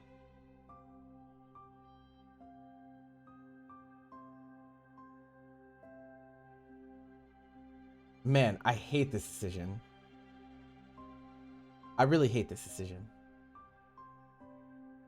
So like, okay, what this demonstrates to me, right? So choosing this set of options tells me that you don't think that you can kill him, and so you're tunnel visioning on the debuff because you think he's gonna live no matter what. When you have this character, you see this right here? Yeah, see the one with the pink face? Yeah, her level 3 is pretty good. Level 3 is pretty good. And so like you could just kill him. You could just kill him on the Oki, and it also safe jumps, and that's gonna be much better than spending Vanish, and then you spend the level 1 for the debuff, and then you bank on soft knockdown with no assist behind you, and now you have to deal with the sparking scramble on top of that, which Majin does not have to. 4 decisions. Simply run your level 3, man. That's what I mean by people are tunnel visioning on the debuff, bro. Like, you can debuff and it's fine, but like the knockdown fucking sucks. If you have an opportunity to debuff into level 3 knockdown, it's gonna be much better for you. Overall, people are so greedy with this character. They think they can get away with just level 1ing people and banking on soft knockdowns. And then whenever they get delay wake up mashed on, or something like that, and they get fucking frustrated, it's because like you still have to play the knockdown game afterwards. It's still more important than my character does 20% less. I don't give a fuck about my character doing 20% less damage if I kill you off of a soft knockdown anyway. Like, you know what I'm saying? What the fuck does the 20% less damage mean if I just fucking kill your character for you choosing a bad knockdown in the first place? It just doesn't mean anything. So frustrating to watch people do things like this. This is a good round start. Okay, please level 3 him. Okay, late cancel. No. I'm so mad, bro. Why? He doesn't even have spark here. It's just a guess. He has to guess. Why would you not make him guess? I don't get it. Wow, now you're the one getting hit.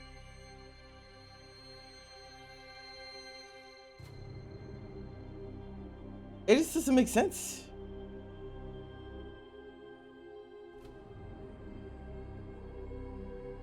Wow, and then he made the same dumbass mistake you did. Look at this. Takes a soft knockdown. Fun. Wow, loses turn because it's soft knockdown. You know what you can't up tech on? Hard knockdown. I turned my soundboard off anyway, so it doesn't matter.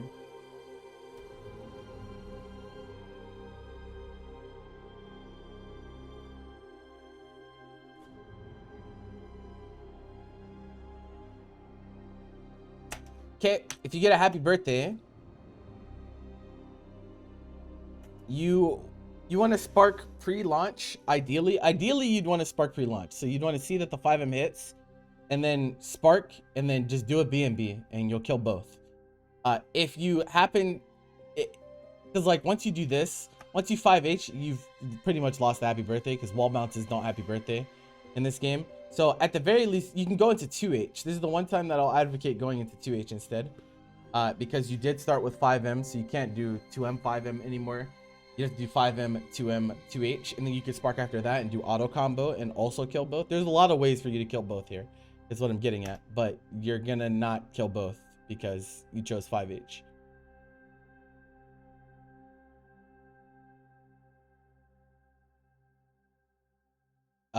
I would just air level 3 there next time, just to not leave it to chance, because he lives. Go figure. So you went from a situation where you should have killed both and won the game to killing neither. Oh, and then you do the Oki. So all those situations before where you could have just run the level 3 mix-up, you were just choosing to not do it. That's even worse. It's one thing to not know how to do it, but to know how to do it and actively not is like demonstrating some really poor decision making.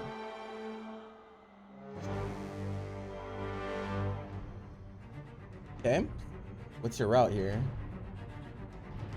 Okay, yeah, please don't drop this. All right, kept it simple. But then he air level 3s. Bro, what is good with you? If you would have just done that in the last situation, we wouldn't even be in. I don't. What the fuck? What? All right.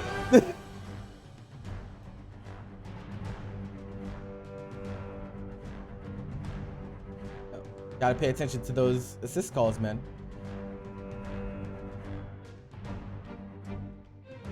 YOLO 2H in neutral, no assist coverage. You mash your assist after you tech here, it gets nothing, and you YOLO send the 2M. What is this? This is bad neutral. That's what this is. This is just really bad neutral. Wait for your assist to come off cooldown. Do you know what Gogeta's flaw is? What Blue Gogeta's flaw is that he really needs the assist to function in neutral. He needs it. Like, he needs it, right? That's the weakness of the character. And so, like, why would you wait until after your assists are gone to send the 2M?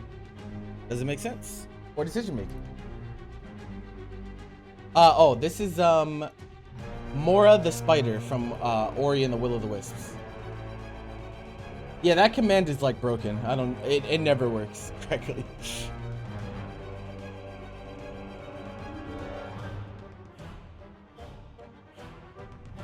Because it's not the same as it's not connected to the overlay that I use. That's from the old one. But yeah. No, their soundtrack's amazing. Gareth Coker is brilliant.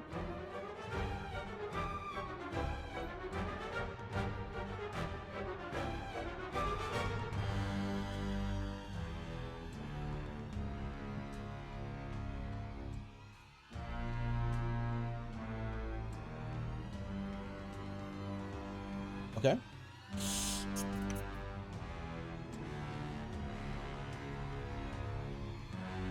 By them, I would rather you take space. So like, instead of betting on 5M here, because like if you were in with Majin, then like pressing 5M here would be fine because it's pretty long. But like this horizontal range on this 5M is not super great. So I'd rather you dash forward to take space from him, and then look to start with like 5L or something. And then it also is like better against backdash too. But yeah. You're sending a lot of M buttons right now. Is it just you, or is Gogeta's rejump harder than anyone else's? What, Blue Gogeta's? A little bit more difficult, I think, but yeah, I mean, training mode, bro. Like, anyone can learn that shit. You're playing the character, so you should know you can't do that to her. Yeah, it's just a little bit different.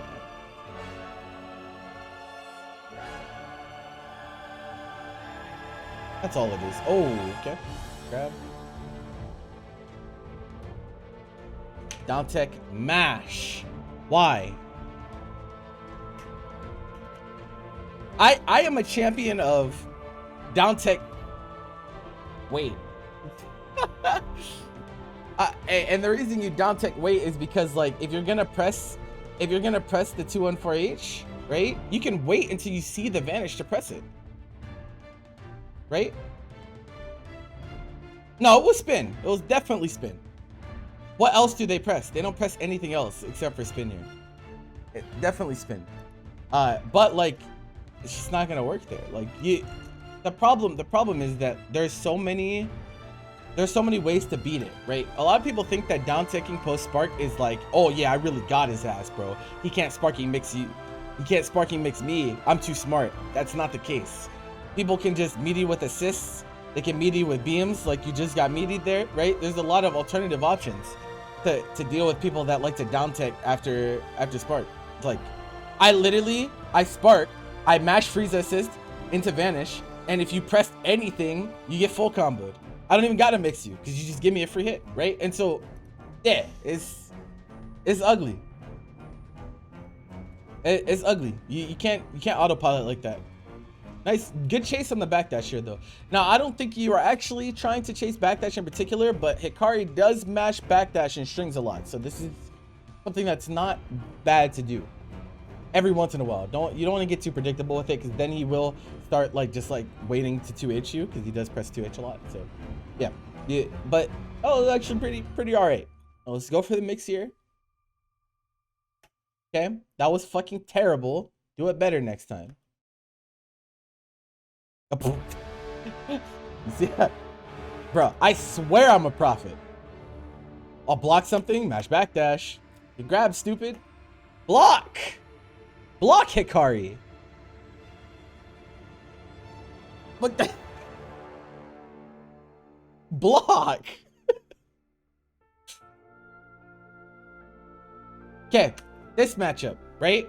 She destroys him. Like, bro. Oh my god, I love playing this matchup. Oh my god, it's so sick. Especially when we're full screen. He can't do shit to us. Cannot do shit to us full screen. Right? Okay, you know why? Because if you would have pressed EX ball immediately, if he presses beam, it goes through it because it's super durability. So it goes through his beam and you get a full combo off of it. If he blocks it, it's plus 30. You can jail into vanish, you can jail into 3M. You can do like pretty much anything you want. And so like he can't function in neutral against her, like at all. And all of his beams are also whiff punishable with like 2S and JS as well. So this matchup's really good for you. Like really good. But you do need to look out for his assist call. But like if you press EX ball, you don't have to worry about the assist call. He can't call it. It goes through the assist too. It's fucking insane. Absolutely broken ass move. And you don't need 4 steals for that either. 1 steal is enough. And as long as you have at least 1 steal, the EX ball becomes super durability. And it'll go through everything, pretty much. That is not a level 3.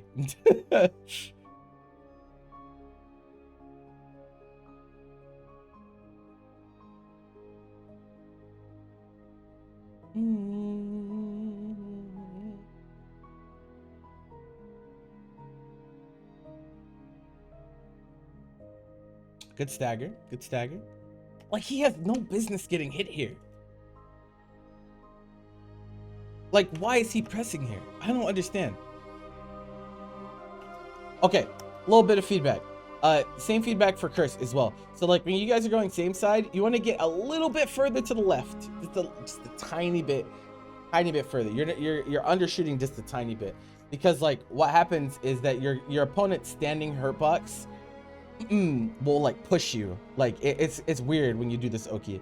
Your opponent's standing hurt box will like push you one of the ways. And so like if you aim for like right on top of them, like if you're actually directly on top of them, the game has to decide what side you put them on. You might not even know what side you're gonna land on. The game will just choose for you because they're like, okay, you can't be directly on top of him because his hurt box is there, so it's gonna push you to the left or push you to the right, and then you cook him because you don't even know what side you're going on. And they're like, bro, that was really fucked up. And you're like, yeah, it is pretty fucked up. And you go on about your day. But you want to go a little bit further, just a tiny bit further. Holding up? No, he wasn't holding up. He pressed. He got counter hit. You can't get counter hit on holding up, so he definitely mashed. The game will just choose for you. I mean, like, do you want me to lie? Like, what the fuck? Like, that's every fight. Like, every fighting game does that, by the way. That's not a Dragon Ball thing. Like, your hurt boxes can't exist on top of each other at the same time, and so the game has to choose what side to put you on. Like, yeah, that's the way it has to be. Oh, he guessed he was gonna SD, I guess. You can react though. It's frame 1 and vulnerable, so you can just wait. What's really good here in this matchup is looking to barrier a long range option. Because if you barrier this and he goes for vanish, you get 2H punish. Pretty good. People for this slot is the most underrated in the game, actually. The grounded 214S steal. The steals actually have super high impact, or can have super high impact in games, but a lot of people don't spend them because it's like kind of awkward in places. But this is what gives you a frame 4 reversal. It gives you frame 1 sand grab on the ground to check air dashes. Gives you solar flare as well, projectile. Like it gives you like some good shit. But a lot of people don't use those steals in particular. They only focus on when airborne, but the ground ones are just as good. Except for Saiyan Command Grab. Air Saiyan Command Grab is just silly. Mostly because of the tracking. But the ground one is still frame 1 and vulnerable. It can be used in a lot of similar ways. It just doesn't track. It doesn't track. Next time. Okay. Plus 11. A little bit overextension on your block string here. Just a little bit. Just a little tiny bit. You're looking to catch him mashing or holding up there, but also dead. I would say, like, in that situation, if you're not gonna go into EX ball to take your plus frames, just disengage and look to get your hit through neutral. You don't have to get the hit right then and there, right? A lot of people tunnel vision on getting the hit like right in the moment, when in reality you can just create a better scenario for yourself and get the hit through that avenue. And that'll work out way better an overwhelming majority of the time. What's blocking? Can you DP it? Yeah, man.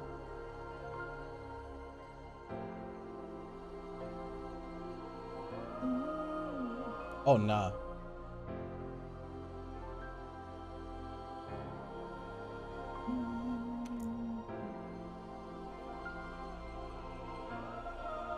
Ooh, L. Okay, simply block. He had no assist there, so like, as long as you don't get hit by just like normal standing button, then he doesn't kill you. Even if he spends like level 1 command grab, you live. So all you really have to worry about is getting like 2 on 4S, but like it's reactable. It's reactable. Something nuts. Yeah, Broly is DHC glitch. I actually thought people knew about that already, but I looked at the comments on that thread and I was like, oh. Tough. Yeah, it's pretty silly. There's always some version of the DHC glitch in the game. Every single patch. I told you guys. Well, it's always something.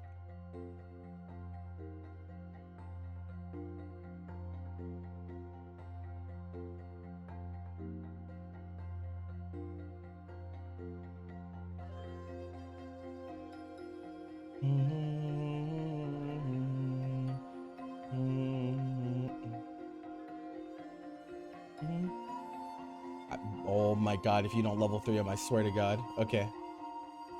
What's the DHC glitch? It lets you do a level 3 when you have less than 3 bars. So Broly can do level 1 and then you do direct Z change instead of a straight up DHC. And your character will be able to level 3 with 2 bars.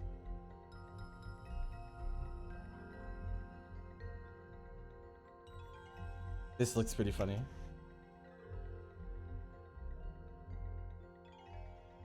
Man, Muffin, you really don't block, huh? Every option you choose on defense is so committal all the time. What are you doing?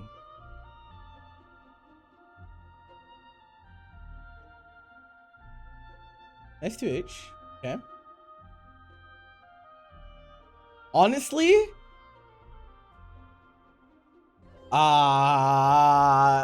damn, I would have found a way to go into Majin level 3 here. I think that's better than, like, you do get her out, but like it's still, the knockdown is not great, and then you overextend into the corner and get hit by an assist. Yeah, this is exactly why I always advocate for taking the better knockdown, because like if you direct Z change here and you bring in Majin, then you just get a mix, right? You get a mix. Whereas like, even though you spend the extra bar to bring in your better character, the knockdown is much worse. So now you have to guess on the tech option, and then you put yourself into the corner and he mashes the assist and you run into it, which has happened a lot this set. And then yeah, now you give him a free hit, right? And you don't have to deal with any of that if you just take the hard knockdown instead. Much more consistent.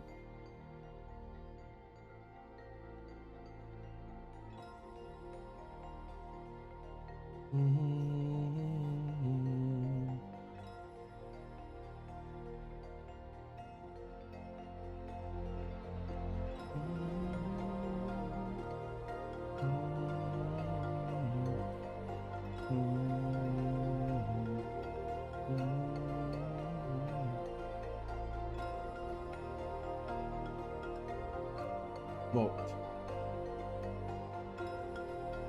Wow, he made you look kind of foolish.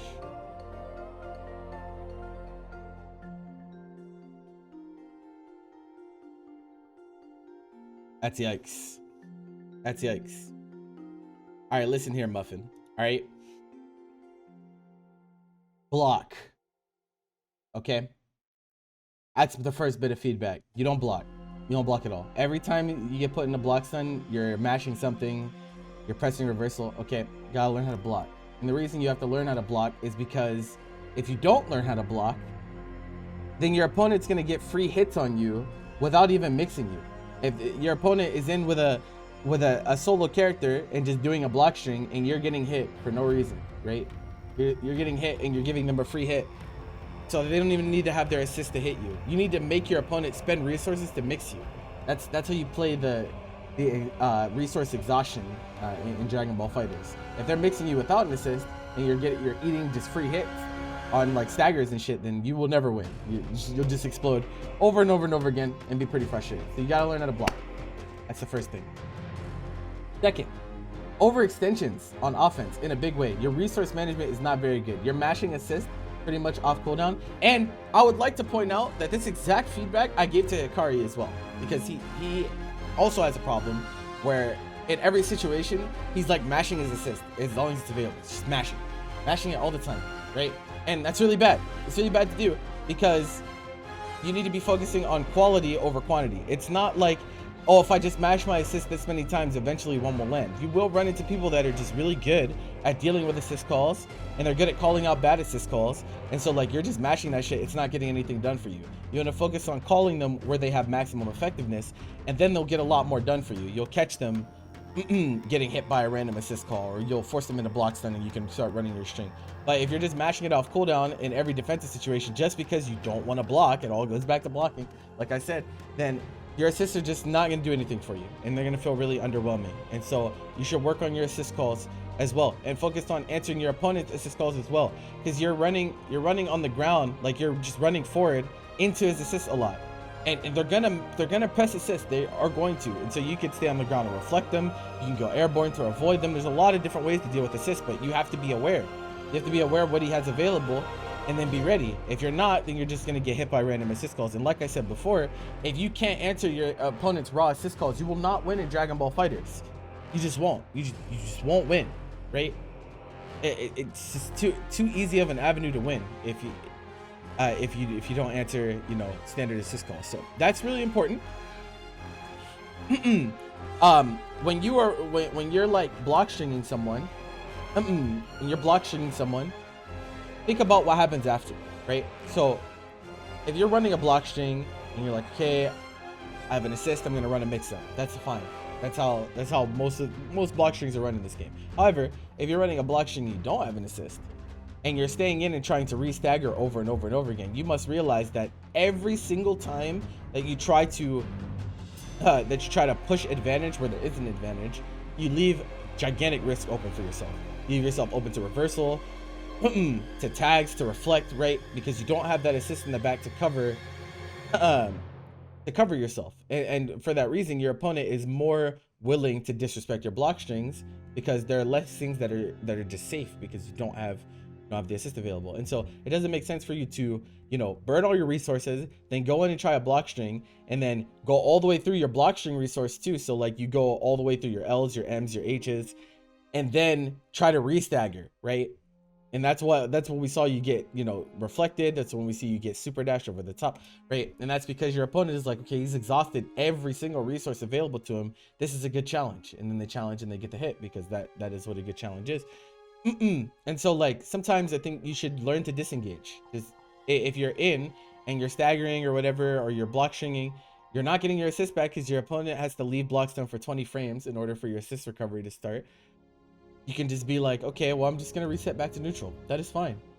It's fine to reset back to neutral and wait for your resources. Characters are really incomplete without assists in this game. They're really, really incomplete. They're not meant to be in running offense alone. That's not how the game is designed. They're not meant to do that. They're really not. There's a few outliers that you might think are meant to do that. You might be like, well, Broly and Blue Goku, right? But even they are not meant. They're not meant to exist in this game without assists, and they have flaws that lie in other places.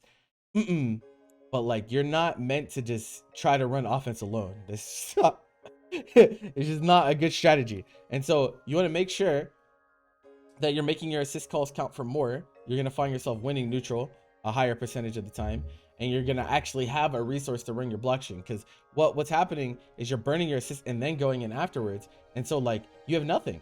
You have nothing, and so like you don't have anything to mix with, you don't have anything to condition with.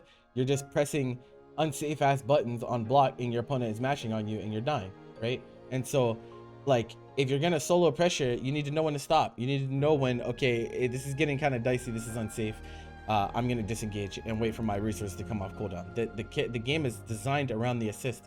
And so like, it doesn't make sense for you to continually try to stay in and overextend and overextend and over, because that's what you're doing. You're overextending a ton, right? Your turn is over, but you really don't want to give up your turn. So you're trying really, really hard to force a hit in a situation that you're disadvantaged in. And that's when you give your opponent free hits. That's why we see people do -5 into mash DP and shit like that. They just don't ever want to give up their turn.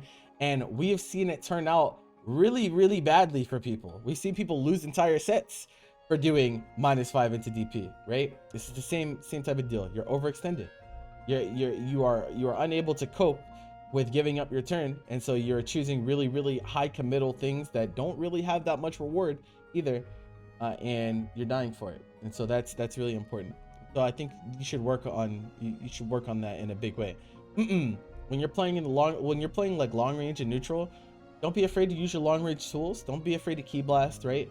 That being said, right, you need to be aware of assists, like I said before. Also be aware of system mechanics. There's a lot of things to cheat your way through key blasts in this game, especially like when we factor in character specific stuff too. Like when we talk about like playing against Gogeta or playing against Labcoat, they have stuff that go through key blasts. And so like, you can't just autopilot, right? You don't want to autopilot to just, I'm just going to shoot until something happens, because you're going to eat that EX into 80%, right? And it's not going to feel very good.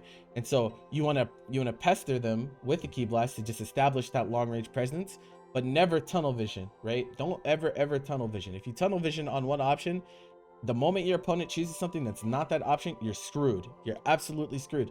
And so you want to keep your options open, stay reactive, pay attention to the resources, pay attention to how your opponent is playing, right? Like, one thing you adjusted really well to was him pressing backdash after block strings, right? You started chasing it down with forward dash, you chased it down with DR at one point, right? That's really good. Do that, but in neutral. Pay attention to how he likes to play the neutral, right? And the next time he chooses that high committal option, you're there with an option to smoke him, and he just dies for it, right? And he gets frustrated. Anyone really, and they start banking on crazier shit because they're having trouble winning the neutral game, so they just try to force something and it just leads to them snowballing and dying even more. So these are the things that I would like you to work on.